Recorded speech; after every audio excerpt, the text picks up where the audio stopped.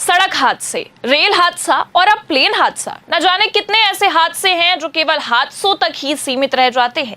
ना इसके पीछे का कारण सामने आ पाता है, ना घटना के पीछे की सच्चाई, बस रह जाती है तो क्या, खोखली राजनीति और पीड़ितों का दर्द, जो ये साफ बयां करता है कि अब देश संवेदनाओं से नहीं बल्कि राजनीति से चलेगा। नमस्कार, आप देखना शुरू कर चुके हैं 4 PM न्यूज नेटवर्क और मैं हूं आपके साथ प्रगति ठाकुर। अहमदाबाद में हुए प्लेन हादसे ने जहां एक तरफ सबको झकझोर कर रख दिया है, रिपोर्ट की अगर माने तो अब तक 265 लोगों की मौत की खबर है। वहीं दूसरी तरफ सरकार इन सब के बावजूद अब भी ना तो जिम्मेदारी लेने को तैयार है, ना ही संवेदनाएं व्यक्त करने को। लेकिन इस बार बीजेपी की ये राजनीति अब उनके लिए ही गले का फांस बन गई है। हालांकि क्योंकि आपको बता दें कि एक तरफ घटना हुई है और दूसरी तरफ बीजेपी एक्सपोज, और इतना ही नहीं बल्कि ब्लैक बॉक्स ने तो खेला ही कर दिया है, जिसके बाद अब इस्तीफे तक की नौबत आन पड़ी है। तो क्या है प्लेन क्रैश की असली कहानी, ब्लैक बॉक्स में क्या राज छिपे हैं और कैसे अब सरकार की हालत इस हादसे ने खराब करके रख दी है, आगे आपको खबर में बताएंगे। लेकिन सबसे पहले आप एक छोटा सा वीडियो देखिए जिसने सबको चौंका कर रख दिया है।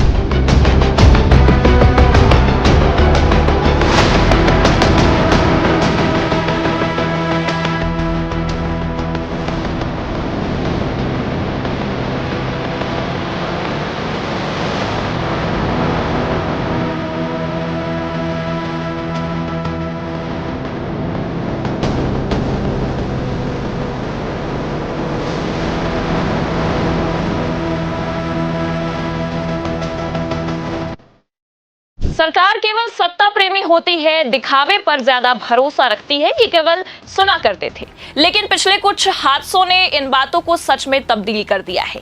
चाहे रेल हादसे को लेकर रेल मंत्री का रील मंत्री बन जाना हो, या फिर आज आप खुद देख सकते हैं उड्डयन मंत्री का घटना स्थल पर जाकर बकायदा रील बनाना हो। माना कि राजनीति में प्रचार प्रसार बेहद जरूरी है, लेकिन उस समय जब देश एक भारी सदमे से गुजर रहा हो, ये उनकी बेशर्मी नहीं तो और क्या है। एक तरफ 265 लोगों की मौत की खबर और एक तरफ मोदी के मंत्री का रील बनाना अब तो आम बात सी हो गई है, जो इनकी लापरवाही और इनकी गैर जिम्मेदाराना हरकत को साफ उजागर करती है, जिसने खुद सरकार की ही किरकिरी करके रख दी है। बकायदा सोशल मीडिया पर फजीहत भी हो रही है। ये पोस्ट देखिए आप, जर्नलिस्ट है कृष्णकांत, बकायदा उन्होंने अपने सोशल मीडिया हैंडल एक्स पर वीडियो को भी शेयर करते हुए लिखा है, ये भारत के सिविल एविएशन मिनिस्टर हैं, इतना भयानक हादसा हुआ है, दुनिया हिली हुई है और ये घटना स्थल से रील बनवाकर बकायदा म्यूजिक लगाकर पोस्ट कर रहे हैं। मानवता के सारे कलंक हमारे ही माथे पर चस्पा होने हैं, ये सब देश के नेता नहीं दुर्भाग्य है। और इतना ही नहीं, इन्होंने तो प्रधानमंत्री तक के लिए बकायदा पोस्ट किया है, लिखा भी है, बस फोटो खींचती रहनी चाहिए, बाकी सवाल मत पूछो। और नीचे आप मोदी जी की तस्वीर देख सकते हैं अपनी फुल स्क्रीन पर, जिसमें प्रधानमंत्री मोदी बकायदा ऊपर विमान को देखते नजर आ रहे हैं। हालांकि अब इन सब तस्वीरों और रील के बाद सवाल उठना लाजमी है, क्योंकि एक तरफ तो मोदी जी और इनके मंत्री रील बना रहे हैं और फोटो खिंचवा रहे हैं, और दूसरी ही तरफ गृह मंत्री शाह तो इस हादसे पर ही अलग बयान दे रहे हैं। पहले आप इनका बयान सुनिए। मैं एक बात जरूर कहना चाहता हूं कि ये एक्सीडेंट है, एक्सीडेंट को कोई रोक नहीं सकता। तो सुना आपने, गृह मंत्री का ये साफ कहना है कि ये एक्सीडेंट है और एक्सीडेंट को कोई रोक नहीं सकता है।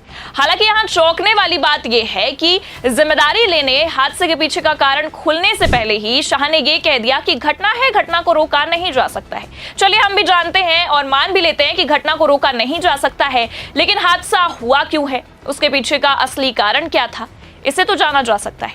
लेकिन ब्लैक बॉक्स जिसके जरिए इसका पता लगाया जा सकता, उसके खुलने से पहले ही सरकार इस मामले से पलड़ा झाड़ते नजर आ रही है, जो इनके बयानों, इनके रीलों और इनकी तस्वीरों से साफ नजर आ रहा है। हालांकि आपको बता दें कि जहां एक तरफ सरकार संवेदनहीन है, वहीं दूसरी तरफ खबर यह भी है कि एनएसजी ने क्रैश हुए विमान का ब्लैक बॉक्स अब हासिल कर लिया है और वो अब दुर्घटना के कारणों का पता भी लगाने की कोशिश करेंगे।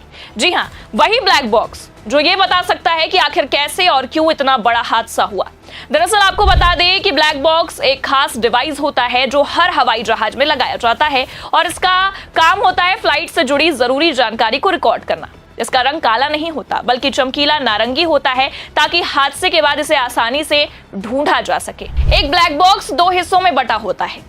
इसमें से एक होता है CVR, जिसे कि कॉकपिट वॉइस रिकॉर्डर कहते हैं। जैसा कि इसके नाम से ही समझ में आता है, इसमें पायलट और सह पायलट की बातचीत, अलार्म और कॉकपिट की आवाजें रिकॉर्ड होती हैं।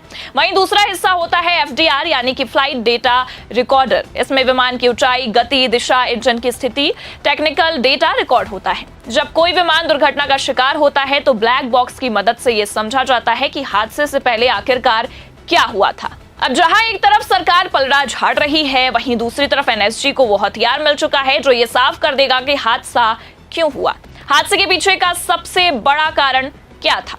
हालांकि इसे लेकर गृह मंत्री के बयानों से तो साफ ये झलक रहा है कि शाह भी पलड़ा झाड़ने को तैयार हैं, क्योंकि उनका तो ये साफ कहना है कि घटना को कैसे टाला जा सकता था, होने को होने ही दिया जा सकता है। हालांकि आप भी जानते हैं कि बीजेपी का हमेशा से ये काम रहा है, हर हादसे के बाद सरकार या तो आंकड़े छिपाती है या कि फिर जिम्मेदारियों से पर्दा झाड़ती है, क्योंकि ये पहला हादसा नहीं है।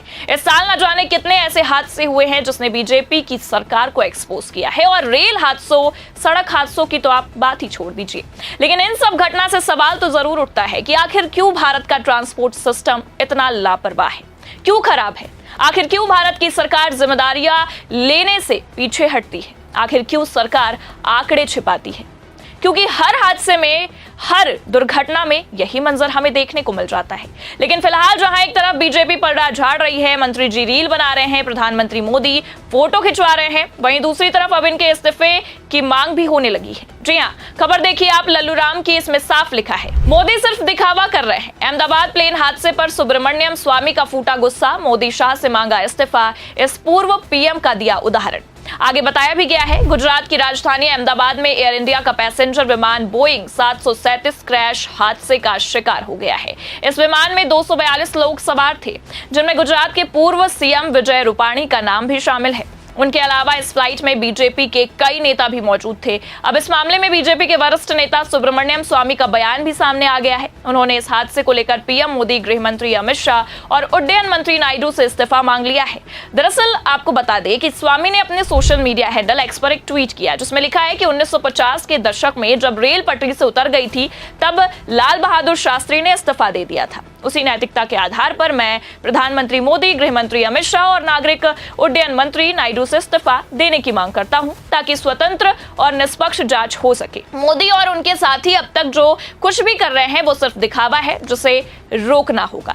हालांकि आप भी जानते हैं कि केवल मांग होती है लेकिन इस्तीफा नहीं हो पाता। वो दौर अलग था जब एक हादसा होता था और उसके तुरंत बाद इस्तीफा हो जाता था, लेकिन अब राजनीति अपनी चरम सीमा पर है, यहाँ खेला चलता है और कहीं ना कहीं हम देखें तो ना तो इस्तीफा होता है और ना ही न्याय भी मिल पाता है। लेकिन अब बस इंतजार उस ब्लैक बॉक्स के खुलने का है जिसमें इस घटना के सारे राज छिपे हुए हैं, जो बताएगा कि आखिर जिम्मेदार कौन है।